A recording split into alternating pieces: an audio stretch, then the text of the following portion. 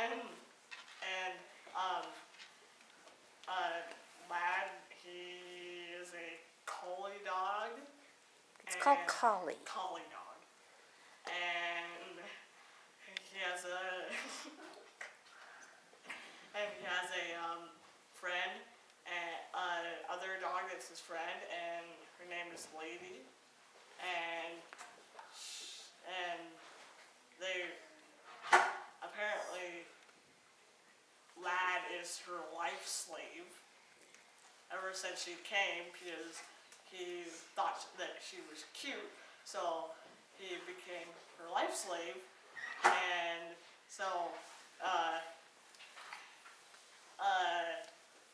he was like that until another dog came, and his name is Knave, and they got him, and then he stopped being her life slave, and then one day, Knave, he went up to Lad's master, and he went up to the Lad's master's not paper mache, stuffed eagle, and tore it apart, and then left it in shambles on the floor and took the head and went out the window. And then when the master heard what was happening, he opening the door to his study, and instead of whipping Knave, he whipped Lady because Lady was in the room. So he whipped her because he thought that she did it. And so and then Lad, he got mad at the master and started growling at him. He's not supposed to do that because that's against his orders. And so he got whipped too. And so a couple days later, Knave was laying right next to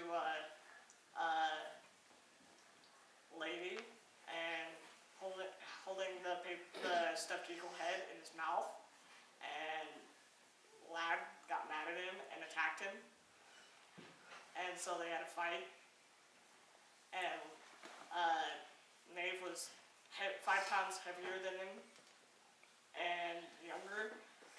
And so he hurt him more, but then the master came and with the eagle head in his hand, and then Knave walked off, and then he went up to Lad and he patted him on the head and said, "You're a good dog for doing that." And so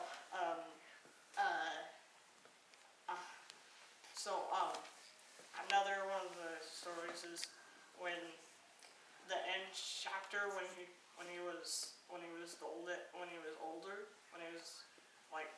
he was like 13, and so he had a son named Wolf, and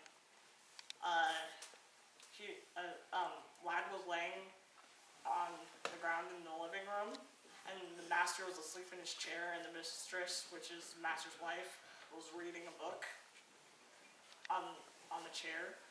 And so he was laying down, and Wolf came up to him and put his nose to him, and meaning that, basically asking him if he wanted to go out with him into the woods to hunt for rabbits.